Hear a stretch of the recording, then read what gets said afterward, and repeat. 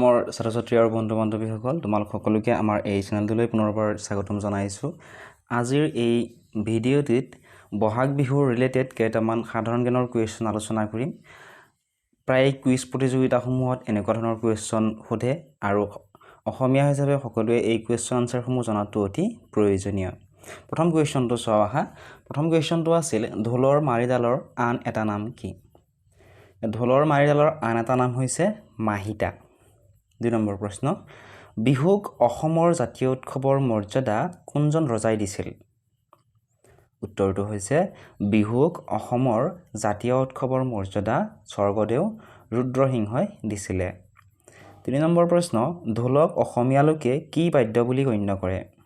উত্তৰটো হৈছে ঢোলক অসমীয়া লোকে দেৱবাদ্য বুলি গণ্য কৰে। ৪ নম্বৰ প্ৰশ্ন, ডেকাসকলে বজোৱা গগনাবিধৰ নাম কি? উত্তৰটো হৈছে ডেকাসকলে বজোৱা গগনাবিধৰ নাম হৈছে ৰামধন গগনা।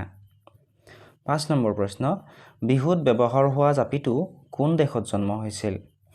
উত্তৰটো হৈছে বিহুত ব্যৱহাৰ হোৱা জাপিটো চীন দেশত জন্ম হৈছিল। ৬ নম্বৰ প্ৰশ্ন, মানুহ বিহুৰ দিনাখনক নামনি অসমত কি নামেৰে জনা যায়?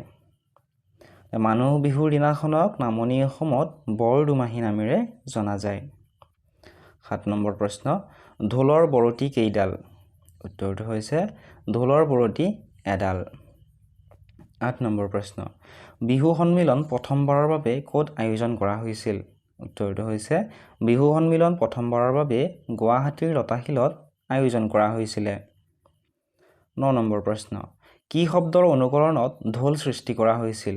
উত্তৰটো হৈছে মেঘৰ গাজনিৰ অনুকৰণত ঢোল সৃষ্টি কৰা হৈছিল। ১০ নম্বৰ প্ৰশ্ন, মুকলি বিহুৰ প্ৰথম বাদ্য কি? উত্তৰটো হৈছে মুকলি বিহুৰ প্ৰথম বাদ্য হৈছে হাত চাপৰি। ১১ নম্বৰ প্ৰশ্ন, ঢোল বনোৱা মানুহজনক কি বুলি কোৱা হয়? ঢোল বনোৱা মানুহজনক মুচিয়াল বুলি কোৱা হয়। ১২ নম্বৰ প্ৰশ্ন, গগনা কেই প্ৰকাৰৰ আৰু কি কি? উত্তৰটো হৈছে গগনা ২ প্ৰকাৰৰ, লাহৰী বা ৰূপহী গগনা আৰু ৰামধন গগনা। ১৩ নম্বৰ প্ৰশ্ন, ঢোলৰ মাৰিডালত হাতেৰে ধৰা অংশটোৰ নাম কি? উত্তৰটো হৈছে ঢোলৰ মাৰিডালত হাতেৰে ধৰা অংশটোৰ নাম হৈছে মুঠি। ১৪ নম্বৰ প্ৰশ্ন, পেঁপাৰ যি অংশ মুখত লৈ বজোৱা হয় সেই অংশটোৰ নাম কি? উত্তৰটো হৈছে পেঁপাৰ যি অংশ মুখত লৈ বজোৱা হয় সেই অংশটোৰ নাম হৈছে চুপহী। ১৫ নম্বৰ প্ৰশ্ন, ঢোলৰ মাহিতাৰে বজোৱা ঢোলৰ অংশটোৰ নাম কি? উত্তৰটো হৈছে ঢোলৰ মাহিতাৰে বজোৱা ঢোলৰ অংশটোৰ নাম হৈছে কোবনি। ১৬ নম্বৰ প্ৰশ্ন, সুতুলি কেই প্ৰকাৰৰ আৰু কি কি?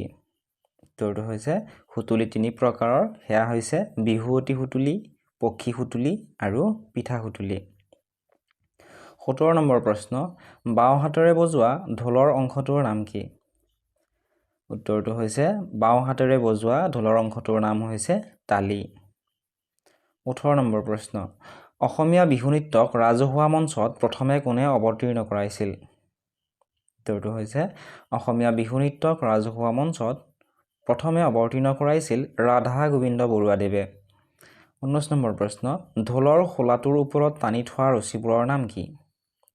উত্তৰটো হৈছে ঢোলৰ খোলাটোৰ ওপৰত টানি থোৱা ৰছীবোৰৰ নাম হৈছে বৰতী।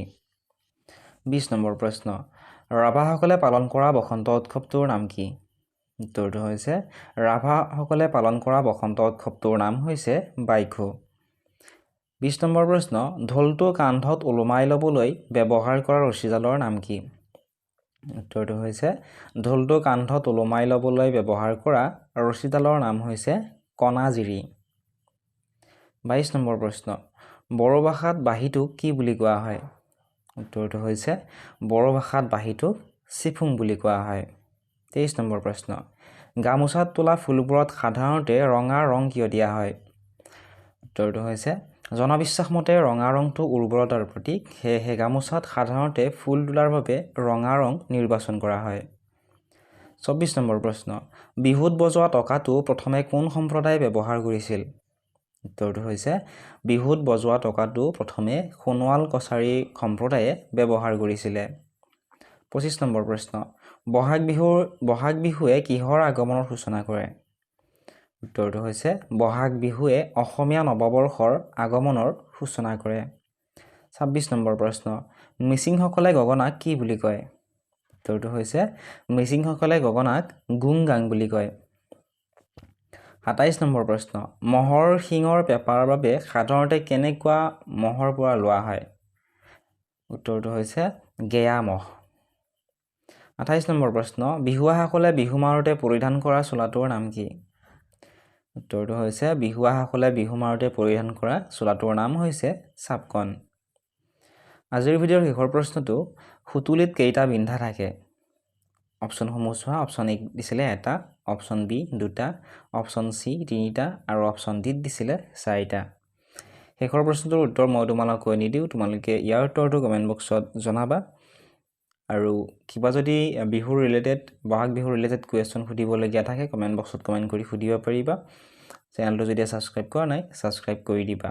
আৰু ইয়াৰে PDF-সমূহ যদিহে লাগে ডেছক্ৰিপশ্যনত দিয়া লিংকসমূহত ক্লিক কৰি আমাৰ ফেচবুক পেজ, হোৱাটছআপ চেনেল আৰু টেলিগ্ৰাম চেনেলসমূহত ফ'ল' কৰি ল'বলৈ নাপাহৰিবা। তাত তোমালোকে ইয়াৰে PDF-সমূহ পাবা, একেবাৰে ফ্ৰী হয়। এতিয়াই তোমালোকে ফ'ল' কৰি লোৱা, সকলোবোৰ লিংক ডেছক্ৰিপশ্যনতে পাবা।